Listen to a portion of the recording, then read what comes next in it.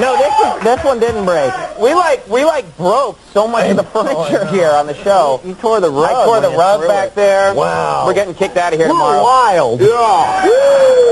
We tore a rug. All right, ladies and gentlemen, you got to stay tuned for next week. We have some amazing guests, including Rob Lowe is going to be here, Ed McMahon, Joan London, Dweezil, and Ahmet Zappa, who began this whole show with us many years ago. Justine Bateman, David Bowie is going to be here next week, and much, much more. You got to check out those shows. Those are going to be good.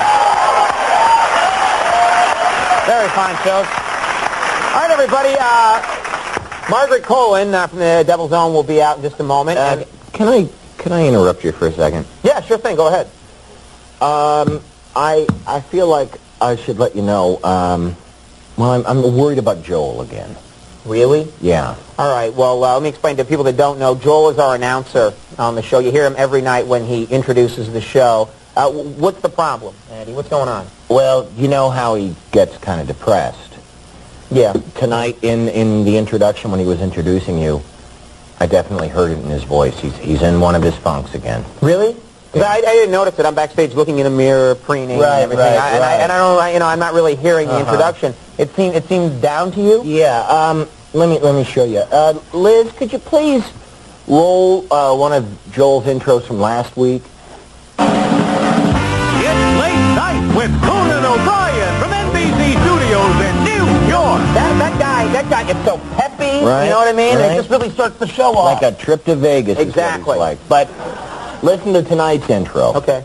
It's late night with Conan O'Brien from NBC Studios in New York. You're right again, Andy. You got a good ear for this stuff. He's sad again. He's definitely depressed. All right. Well, maybe we should try to find out what's wrong with him, and maybe we can cheer him up, do a little good tonight, all right? Liz Plonka, our DGA certified director, can you patch us through to the voiceover booth, please? Sure, Conan.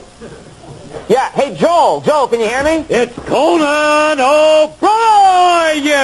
Hiya, Joel. With Andy Richter and the Max Weinberg 7. All right, that's great, Joel. Good job. Yeah, Joel, Andy and I we're just wondering, is everything all right? What a silly question. Everything's great. Really?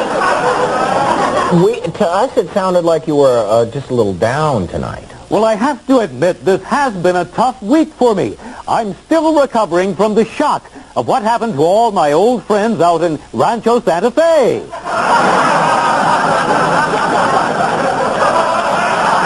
a minute. No, wait. Old friends, Joel, you weren't... A member of Heaven's Gate? Yes, I was. Wait, Joel, you were a follower of the Applewhite guy. The name's Doe.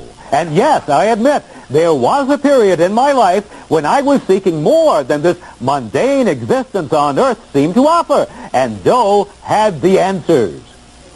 But you eventually realized that they were a little crazy and you got out of there. No, actually, they asked me to leave because I wasn't good with computers. Joel, you've got to be kidding. I mean, you didn't really believe all that stuff about spaceships and aliens. That's right. I forgot. You're the mature, sensible one around here. Your judgment is impeccable.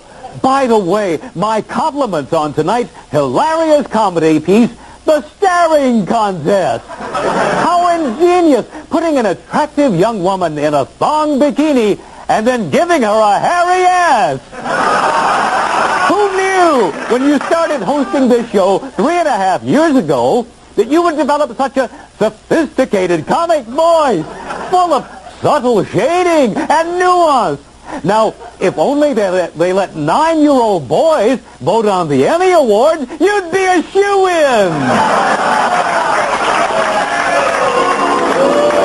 Wait a minute. Come on, Joel. Let's just get back to this Heaven's Gate thing, okay? I mean, if you hadn't left the group, you would have been castrated. That would have been great. A quick and relatively painless medical procedure performed with a localized anesthetic. How infinitely preferable that would have been to the slow and methodical emasculation I suffer every day as I stuff myself in this airless little booth put on these headphones and answer to the beck and call of the likes of you. What a cruel universe this is, when glorious wonders like the Hale-Bopp comet only appear every 2,000 years, while monstrosities like you cross my path every day.